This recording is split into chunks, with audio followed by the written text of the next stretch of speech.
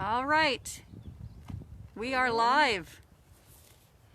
Hello, welcome to the J.C. White House, our future museum, the home of a museum in North Idaho.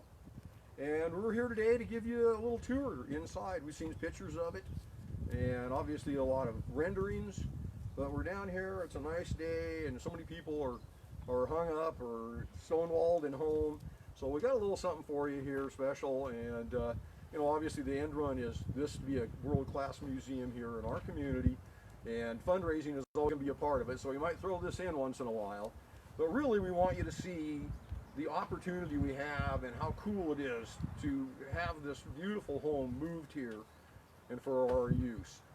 With me, Jocelyn Babcock, and she is development director for the museum, and she and I, we do some fun things here. And one of the questions, and a great thing, people are always asking, well, there's a house next door. When you look at the renderings, and Jocelyn's going to turn this around. I'm going to move slow. I'm going to move slow in case you have vertigo like I do. We don't want to be all Blair Witch Project. So the house is there, but it's a whole lot away. In the museum, we basically own both lots. And the exhibit hall, it will be under where you are standing right now. The museum, yeah, we're going to have a basement come out. Looking at a long-range plan, 20, 25 years to turn this into something maybe. But we're going to start literally ground level, and that first big museum hall is going to be underground right here. And so you go down, and we got the big basement, and building underground allows us in the future to build up. Who knows, in 2035, who knows, we may want to get this built up and have it, you know, 4 stories. But it's a beautiful building, and take a tour. All right.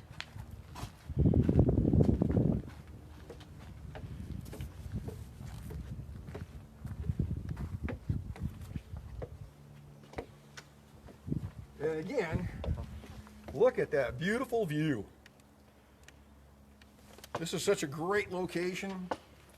Sorry, my tripod. There we go. All right. Welcome to the White House. Now, it's an old home, obviously, 117 years old. But a lot of this was redone in, what, late 80s, mid 90s, something like that, and turned into an event center. So a lot of the refinishing is new. But the base itself of the building is what it is. Some walls have been changed. The stair added. Remember, this was an apartment house for a number of years. So a number of apartments in here. This will be our grand room with the big entry here. This will be the museum store. There's a women's restroom back there. There's stairs that go down in the basement. And our nice entry here, we'll get you upstairs here in a couple minutes too. But let's take a look back here as our grand entry comes in. Now this is a false, I wouldn't say false stairs. This is a set of stairs that was put in to facilitate a newer age in apartments. So this is actually coming out. This particular set of stairs has no history at all, other than just maybe the last couple of decades. So this is all going to be changed. We're going to have an entry here as well. This will be kind of our welcome center here. And if you'd love to donate, I said we're going to mention donations. We want to build this thing out. We've got the major donor wall. As people come in, and you can go online. I want to remind you anytime after this is done, or share this with people. Go to the museum website. There's links. There's all kinds of stuff. There's a new website for the museum. Click on that. It's really cool. It's a lot nicer than the old one. A lot more information. Beautiful. Check it out. It's a minimum $5,000 to make the donor wall, and that is going to be part of the museum forever. It is, and that's really a neat thing. It's you're kind of buying into a piece of town. Yes, exactly, because the J.C. White House is going to be for public use. I'm far enough away. I got to take that off. The glasses are steaming up. We're doing our social distancing in here.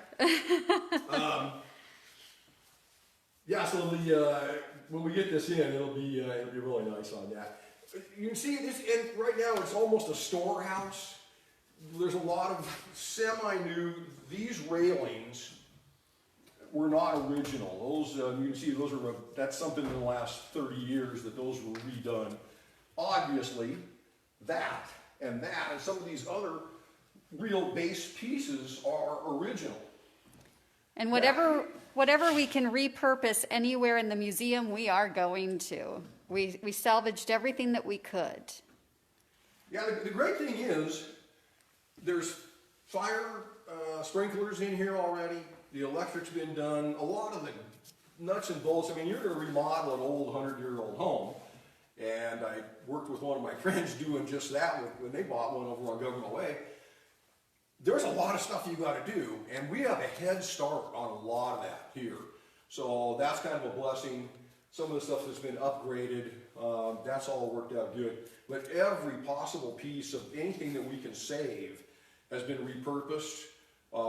As we're looking for more items, we're trying to repurpose. They may not be local. I mean, if we can get some kind of grand fireplace, anything, something that would fit in here and is from the era and is maybe from somewhere else, hey, we'll do that rather than build something new. We want to, it's the North Idaho Museum, but it's a big piece of history and it all interconnects.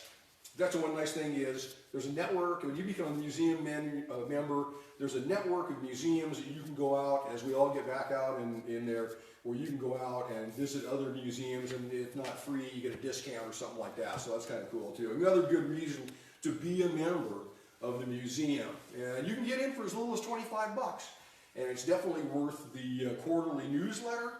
Always very informative. I've lived here almost 65 years here in a week or two, and I learn things all the time about my hometown, so it's a great opportunity. Let's take a look back here a little bit farther. Oops, sorry. These, as you can tell, termite holes in that, these are the original columns from out front. And so these have been saved. A couple of them, I mean, I think this one was a newer one that had to be maybe even up, because they did put the portico on that one side. There was for years. And to answer that, the big double doors, people have asked about this. You tore a piece of the house down.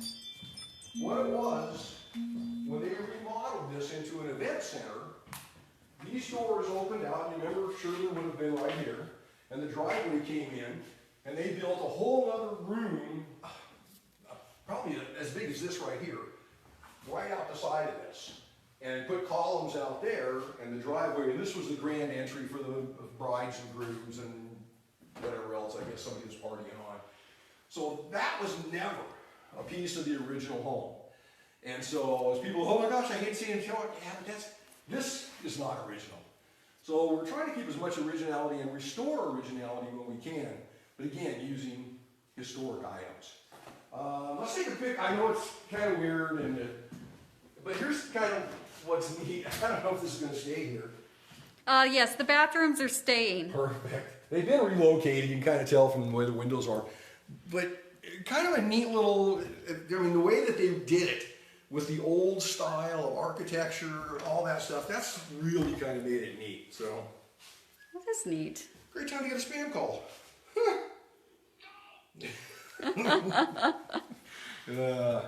So let's kind of take a little bit more wander around here. That's the basement. That's the basement. And remember, as we were going through last fall, the building construction, I showed a lot of pictures as we were building that, and it's super Tall high ceilings. Yes, we've got some large items we need to make sure we can get into the museum. The exciting thing is about the museum for me is when I was on the board of trustees a few years ago, and before we got the new location for our storage building over there on First, we had the old transfer building that was there on the side of Northwest Boulevard. And I got to go through there. In fact, we had an open house and I got to tour people through, and it was absolutely mind-boggling the things that are in there that we can't display. So it's this big basement. It's the next another whole wing that goes out to the east in that basement. It's going to be a huge display area, and we're going to get some cool stuff to get back in the museum that you'd love to see. One of the biggest things that I thought was cool is there is actually the top of the smokestack from the steamer, the Spokane. The Spokane, I think, isn't it? I think it's the Spokane. I don't know. It's a red collar line. I know that. I can't remember which boat it is for sure. But it's things like that that make a museum, and we want to have here. Let's take a little cruise around here.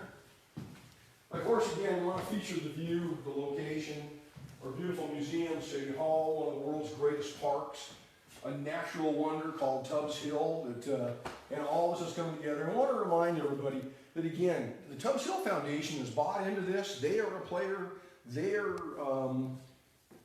planning on having this be a great entry to introduce Tubbs Hill and a trailhead here, and with some interpretive things about the Tubbs Hill and all the things that have happened in the last 160 years over there. So it's a really neat historic location. It's beautiful. It'll draw visitors, and looking for your support again. Let's take, let's see, we'll go around. There's a women's bathroom on the back that we didn't go to, but let's go ahead and go up the stairs, see what else we've got.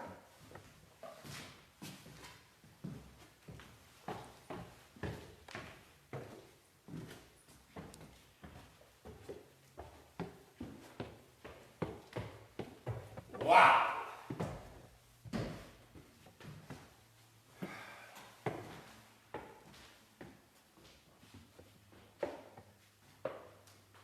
Unbelievable. Look at the grandeur of this room. The windows looking out again and looking Oops. all our view. Sorry. Wow. That was very Blair Witch. Oh, we don't have the $1,000 camera we're using. Oh, we gotta work with the equipment we have on hand, Yeah. which isn't too shabby. So this is, a great big thing. And obviously, we were working on some walls as we were going through. This was a part of a support wall that had to be fixed anyway. But with the multi-level, I'm trying to picture in my mind's eye how this is going to look here, and hopefully by the end of the year, because here's another little push for your money, please. The museum, we finally got a building. It's took us literally decades to get to this point. And the city, last century, decades ago, literally, housed the museum in the building that we are currently in on Northwest Boulevard.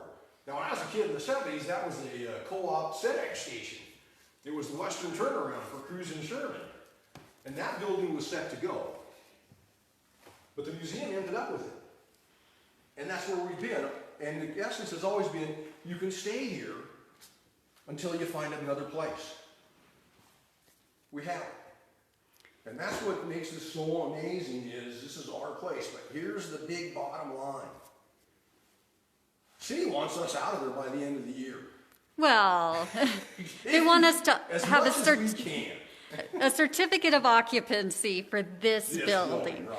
And plus the museum, we're maintaining 2 buildings currently. We would really, really appreciate being in one. We don't want to be in default of our lease, so we want to make sure that the renovations to the White House are completed this year. That's our #1 priority. And the White House being for public use, right now we're up in the library, archive, research area. Yeah, thanks for clarifying that, Jocelyn. That's Yeah, no, they're we not. don't have to be out. They're not kicking us out. They've been working with us. They've been a wonderful partner. They've worked with us so well. Outstanding, absolutely wonderful. But I was on city council 20 years ago, and one of the things we talked about, when are we going to get the museum out of there, so you can see how long it's taken to get this far. Yeah. There is a grand scheme for the park. I mean, you imagine what we've done with McEwen. Continue that opening up at City Park as well. We're going to be known for our parks worldwide because of the resources and the beauty that we have. So glad to have you a part of it, and it's great to have a museum be such a strong and growing part of this community, and we want you to be aware of what we got here. Well, speaking of beauty, can I show my favorite room off? Yes! This is going to be our kind of conference meeting area. It might get distracting for lectures because wildlife goes by these windows all the time. Could you imagine not listening to the speaker because there's a band of turkeys walking around? But there is East Tubbs Hill.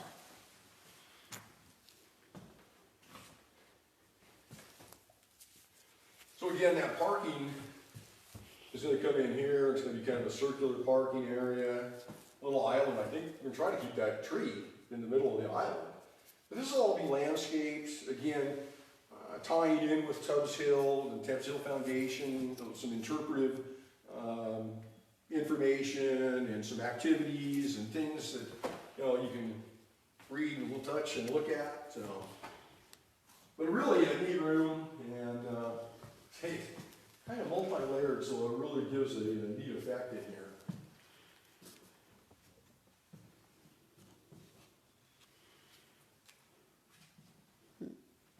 Did you hear that?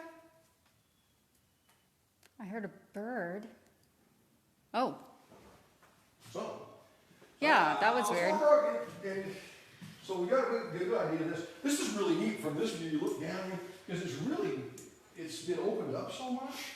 It really gives you a feel in here, the ambiance, and obviously when we get to the end game on this, and you can imagine the artifacts that are going to be on display, and so open that everywhere you turn, you're going to be able to see something else that'll catch your eye. We've got a little level here. This is kind of where this other staircase came in. Obviously, we just came up that one, so we don't really need this. And again, that's where this is going to be changed, and we're going to have that a doorway down there.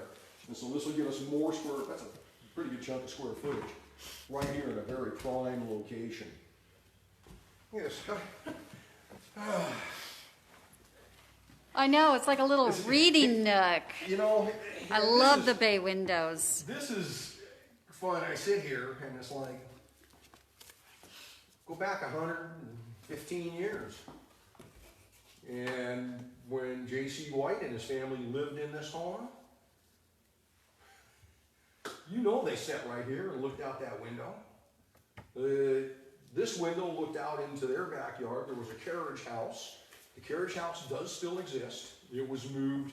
It was destined to go, and so that was moved and salvaged and is out on property around the lake. So keeping history alive.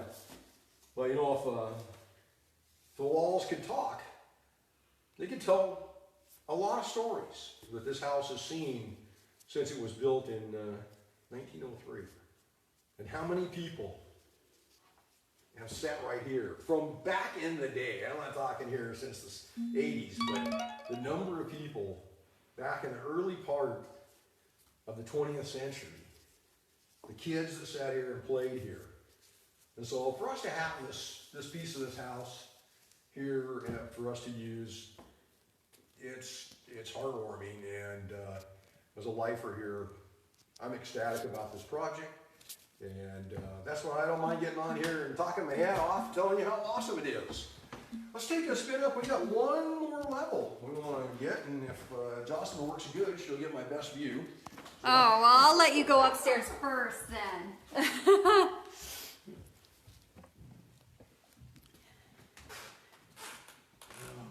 It's a bit of a steep climb.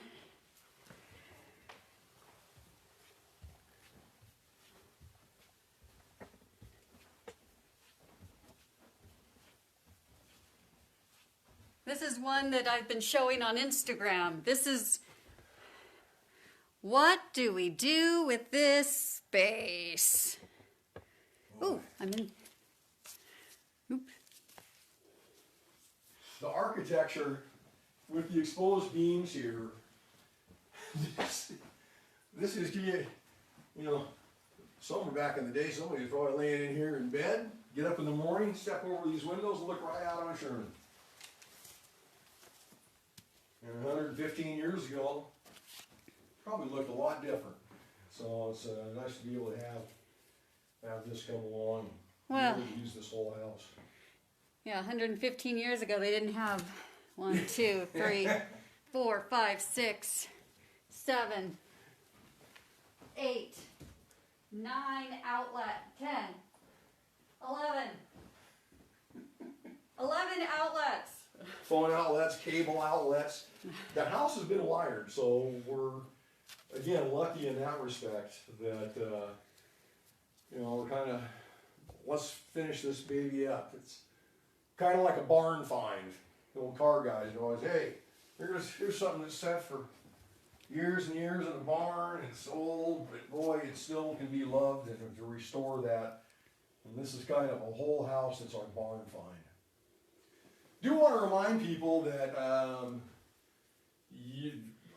they're out there. We have cameras in this place. That is true. Yeah, we You know, have cameras. They are hidden, and they are. Yeah, and so, you know, we're hoping that community pride will not allow something bad to happen here. I wouldn't want to think about it, but this is an empty house that sits here, but it's value to the community right now, and in the future is something else. So something we should all take pride in, and again, we really ask for your support. Anything else that we should talk about or show, Jocelyn? Well, we've shown all 3 levels and the basement. What does anyone want to see? If you want to see something before we come off live here, go ahead and send us your comments or your questions. Anybody coming across there? Oh yeah, Oh, cool. There are people watching. Awesome. yeah, we've been having comments. I guess when we were on the 2nd floor, it was really dark because of the way the light was coming. The sun is yeah. behind us, and Yeah. so to see the city view, and I'll walk over there.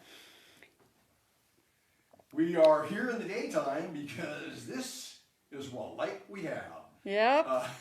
Even though there are fixtures and wiring throughout the building, there's no mains that are actually coming in.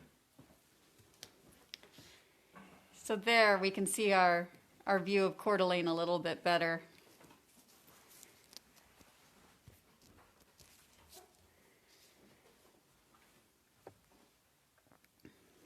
Oh, yes, we got a bathroom up here too. Yeah. The master bath. Yeah, that's just insulation. Lot to go. Of course, none of the plumbing works either, so don't. No. I gotta wait till I get home.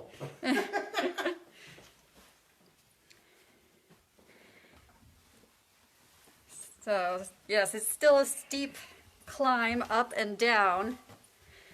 It's not going to be accessible, but the 2nd level here is going to be accessible. And into the basement. And yes, from the 2nd level to the basement, we will have an elevator. That's going to be toward the end when the exhibit halls are in place. And I believe these mirrors are going to be replaced with windows. Nice. Yeah, kind of fooled the eye that I came in with. Yeah, it does. It makes it look bigger. You can see we're social distancing and being safe. Yeah, this is They want to great. see tubs, though. They don't want to see us there. And to be honest with you, this is the first time I've been in here. I was never in it in the older years, never went to a wedding here or anything. Before we moved it, I was down in the basement and stood at the door, but I just never came in. I kind of wanted to leave those to the guys that were working so hard on it alone, but now that it's sitting here, and this has been a real treat for me to come in here today and look at this. I go back a couple of years, the first phone call that I got and said, we have an idea about the museum. And I have been thrilled ever since. And to get this far and to be standing here and to be talking to you And again, asking for your support. It's very humbling for me. I love my community, and I love you folks out there that love our community as well. And we'd love to have you step up and share this with your friends. Keep in tune. We're going to be doing stuff like this every once in a while. We're going to keep you apprised of things that as they change and improve and as designs come out. We want to be real open so people can have that. And feel free to ask questions. You know, we're going to be following the comments here on this. So, you know, if you've got questions, ask us, and we want to get back to you and get you some good answers so you can understand and kind of like get that vision with us. And I hope today that that's really started for you as well. So, want to call it live? I'll just give another plug for our new website, museumni.org. We've made it real easy for you to donate, to participate, to volunteer. We've got lots of opportunities for you to get involved with the museum. Right now, since our doors are closed, we are still working. The best way to support us is through membership. And we've made it real easy for that on the website as well. It's Idaho Gives Time, which is a 2-week fundraiser. So you can also go to Idaho Gives and you can donate to the White House renovations and the membership right there at the same time as well. So either way, online giving, today's that day where we're supporting, you know, Idaho businesses. Local. It's Love local, live local, shop local. yeah. What is it? The gems, right? The gem. Yeah. The gem state, and we're the gem of the state, I think. We're pretty lucky to live here.